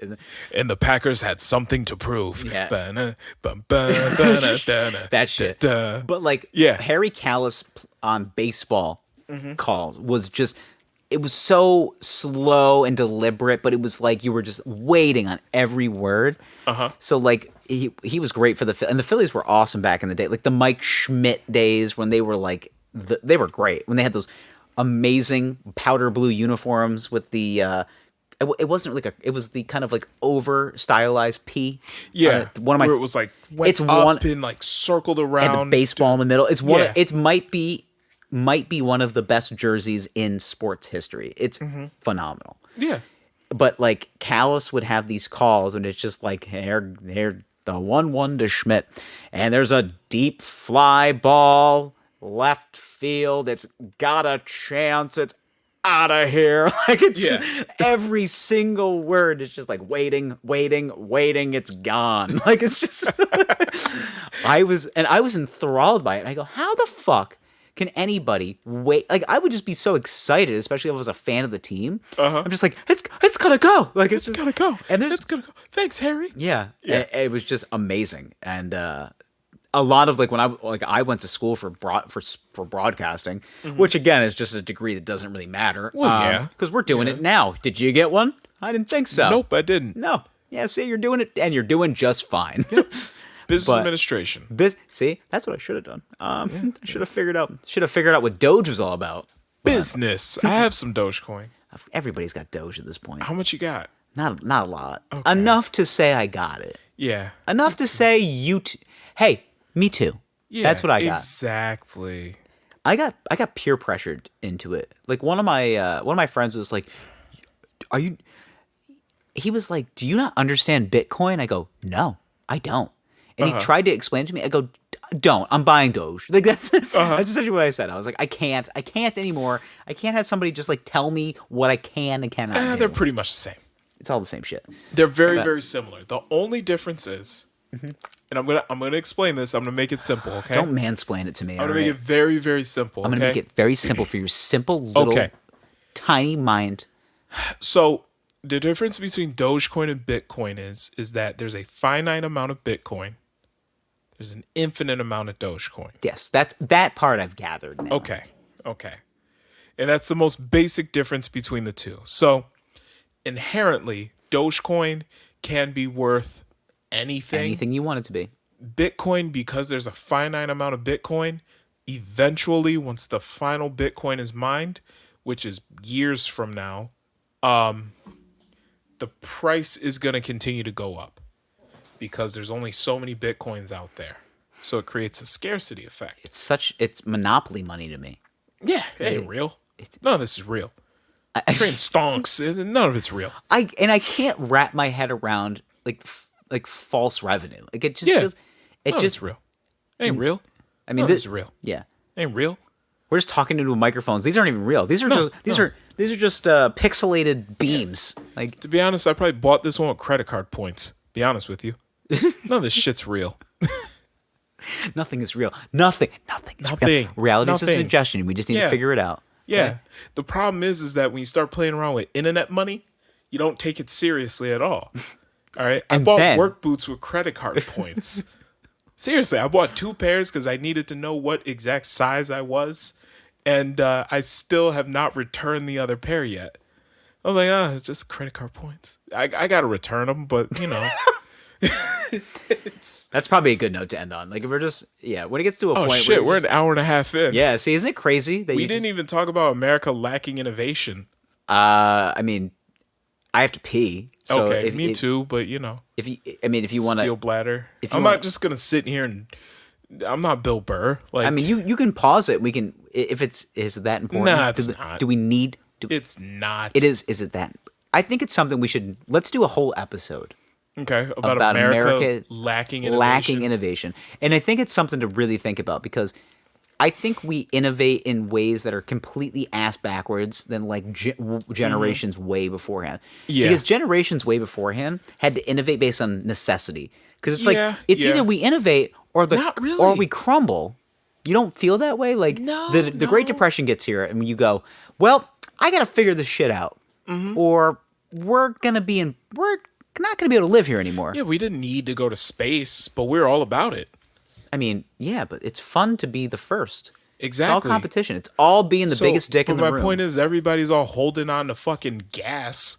Like, why don't we make as many fucking green jobs as possible and be the first country to be completely carbon neutral? We don't sell any more. Let's get to a point where we don't sell any more gas-powered cars in this country. Well, it turns out that we're talking about it now. So let's do it. I'll hold my bladder. Okay. So let's say we set a goal as a country. We're going to be the first country that zero net carbon everything, are you saying? Everything. Okay. Everything. Buildings. Now, my question. Logistics industry. My question. Everything. Always. It always comes back to the capitalism. Okay. Okay. How are you going to go to big oil and gas and say, And that's the issue. There's too much money involved. there's too much money involved. So how are you going to tell them, hey, stop it? You don't. Stop it. You don't. You So just you let the market build around them, and they have to figure out how to adapt. So they just go. The problem is that they have very powerful lobbies, and they're on all of the politicians' pockets. Exactly. That's hence why, and it's a very Republican point of view. Like you get in Republicans' pockets, especially if you're gas and oil, and you just go keep talking about this shit. Chesapeake and Exxon and all those guys. Like, Right. hey, But keep drumming up my shit. But even aside from the big politicians, right? I scroll through my Facebook feed almost every day. I don't comment. I just read. I just keep going just to know what the people are thinking. The salt of the earth retards are thinking, right? And I see them saying this shit all the time. Biden's in office now. Gas prices are going to go up. Gas prices are going up. Why are right? they going up though? I still can't figure it out. Why? Yeah. Okay. So about a year ago, we entered something called a global pandemic. There were stay-at-home orders all over the country. Oh, yeah. COVID-19, right? Yeah. Okay. Everybody had to stay home. Gas prices are not controlled by the U.S. government. They're controlled by supply and demand. Oh. So if you have mean a like pretty stable supply... Economic balance. Yeah. So if you have a pretty stable supply and not much demand because people aren't going anywhere, the price is going to drop. Huh. Now that we're kind of on the other side of that global pandemic when things are starting to go back to normal, Price of gas goes you're going to notice the price of gas is going to start going back up because people are doing shit where they need to buy more gas than they were a year ago. And So actually, they want to make money. if you look at the price of gas now versus where it was about 2 years ago, About the same. it's about the same, yeah. So early March of 2019, it's about the same as it was then, yeah. But it was going down pre-pandemic as well. Not really. A little bit though, but enough but that was enough to make a typical- sizable difference in Not me really. going, I'm going to go to this place as opposed to this place. You can find that anywhere, but if you look at like national averages, it was fairly Muddling. steady. Yeah. And then once you hit like early March of like 2020, it started falling noticeably. By the time we were hitting like record lows. But you also got to remember that those people's point of view are very like, Yeah. they don't. It's very rear view mirror effect. So they just kind of It look is. and they go, "What's the closest thing that I can blame my problem on?" Right. So it's just like That now Biden, that gas is more price, expensive. his fault. Like it's just, Right. But also part of it is, why are we worried about fucking gas prices? Let's get electric cars. Let's think about soon I'm going to be buying an electric car. Why do gas prices matter to me? That's a good point of view. That's that's been my point of view for a while. It's Yeah, like yeah. the next I fully have in my mind that like every vehicle purchase that I will make from now on will be electric. Most likely. I really, but I'm thinking about that now. In 2021, I think that my next vehicle purchase, which will probably be in the next 4 to 5 years, will be an electric vehicle. And that's And I kind of want it to be. but there are a few issues there, right? And granted, we're is it talking m- the next 4 to 5 years It's here. mostly government, though. It really Not so much government. You really don't think it's a government issue, though. Partially, but really the Mostly issue because is the of charging network. Yeah, that too. That's the biggest issue. Where are we gonna be able to get that much lithium? Like that's what I want to figure out. That's part of it. And they'll figure it out. I can't wrap my head around that much battery power. Where can you get it? I still don't know where. I feel like it's almost extraterrestrial. Like But it's like as time goes on, they're gonna figure out ways to make things more efficient and cheaper. Eventually, they're gonna get to a point where we don't need as much lithium to make these batteries. so. What else are you gonna use though? There's other shit. I'm not worried about it. But I'm not. You leave that to the smart people. Yeah. They figure it the out. Elon Musks of the world. Exactly. They're gonna figure it out. But The kind of guys that work 19 hours a day on the same thing over and sleep on the over. factory floor. Yeah. The issue is I've right always now. wanted to find a picture. I can't find one. He claims He claims he does. claims he I've falls never seen asleep a on the picture. Tesla factory floor, and I'm like, I don't know, man. I don't know. I feel like you got a bed that rises up from the ground. Probably does. No, but the main issue right now is the charging network. And it's that Tesla has the biggest charging network, right? But Tesla has certain issues. Like if you want to buy a Tesla, you know, you're not going to spend $90,000 on a car where you hear wind noise when you're going down the highway. Absolutely not. No, if you're spending $90,000, you're getting a Mercedes where that thing is airtight and quiet. I want to hear nothing. Soft closed doors. So the only thing I want to hear is Tesla. I just want to hear how fast my car goes. Right. That's all I want to hear. Now, for those people, the fit and finishes, you can buy a Porsche Taycan, right? Taycan, whatever it is. I still don't know how to say it either. Okay, the problem is with the Porsches is that they don't really have much of a supercharging network. If you want to charge the car, you kind of got to go home. You can't take a Porsche across the country on a road trip because you can't really charge it anywhere. Yeah, that's true. Yeah, so that's the issue. So it's charging it. It's charging network. So so where it's going to grow is essentially, you know, these electric car companies that are essentially going to.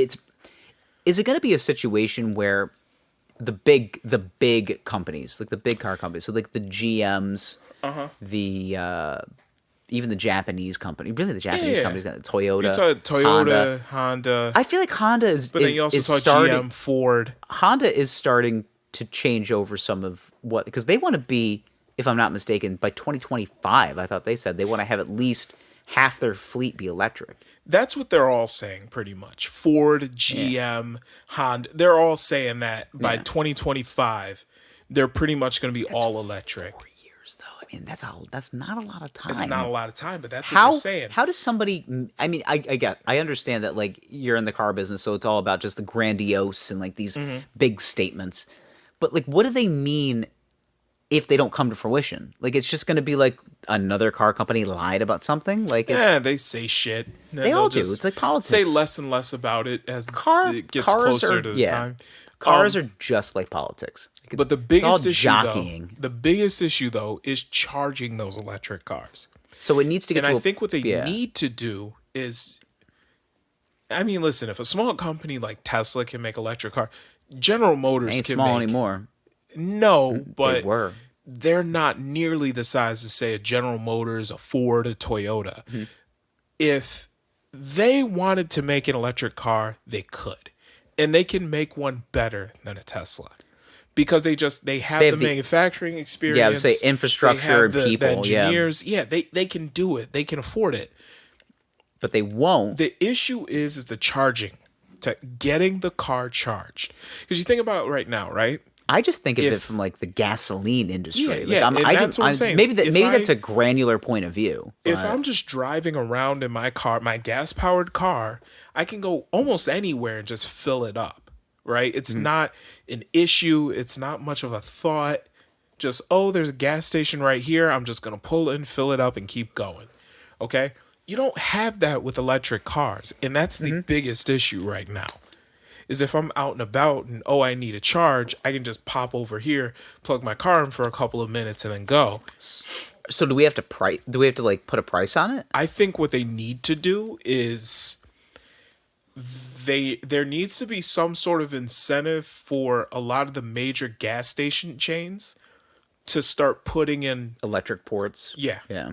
That's what I really think it is. And maybe GM and Ford and Tesla, maybe they use Tesla's supercharging technology, and GM and Ford jump on with it, and they say, hey, let's work together with fucking Mobile. I know, but here's the thing is, like, I don't see that happening because I see egomania.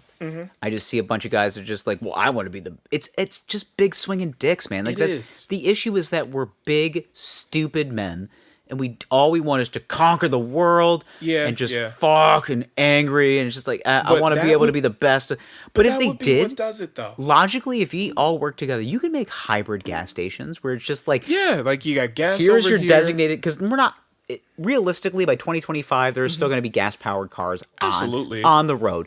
Well, by 2030, all their new cars are electric. Yeah, exactly. But by 2030, maybe we start seeing that like general turnover, where like by like that we may have like 25% of the entire U.S. population electric vehicle. Yeah. But what I see is still that stranglehold again at the on Capitol Hill, where they are just going to continue to just be like, just keep thumping our product, man. Like I need you to sell it that like it's not going to go away. I need you to keep telling people that like gas is not that big of a deal. Yeah, yeah. Where meanwhile, like the ozone layer is starting to just like peel back like an onion, and people are like, I don't get why Texas was -4 the other day. And it's like, because the atmosphere is like, dude, you're fucking killing us right now. Right, So right. like, stop doing that. It's not it's only, I am not a smart guy. I'm just logical from where my point of view is. Yeah. I think it's going to take way longer than anybody's leading on. But I've always been a big believer in some sort of electric car. If it was feasible to keep it, and where I could go around the corner like I can to a gas station and just charge my car. No, You know? absolutely. Now That's what it needs to be. You I'll need be to. real right now. I got a doo-doo. I gotta pee. Yeah. So to say, it finally hit you right in the colon. Oh yeah, hit me right in the shit kicker. So let's cut this right here. And so we'll table it. We definitely have more things. We gotta peel back a little bit on this one. Yeah. So All right. I can tell you got. I gotta do it. I was gonna say you're shaking. I gotta pee, so I don't know where I'm gonna go. But Yeah, you can pee first, but okay, Yeah. All right. All right, boys. Thank you for listening to us this week. The Wine Boys podcast. Cop a t-shirt. Pop a t-shirt. You can pop one, but you can also cop one over at teespring.com/stores/the Wine Boys. Follow Lord Gerald at Lord Gerald. Follow the Zach Edward at the Zach Edward. Wow. Also, you can like, review, and subscribe on Apple Music, Spotify, and wherever you get your podcasts. We love you, and we hope you have a great rest of your week. Bye. I love you. Please call me back.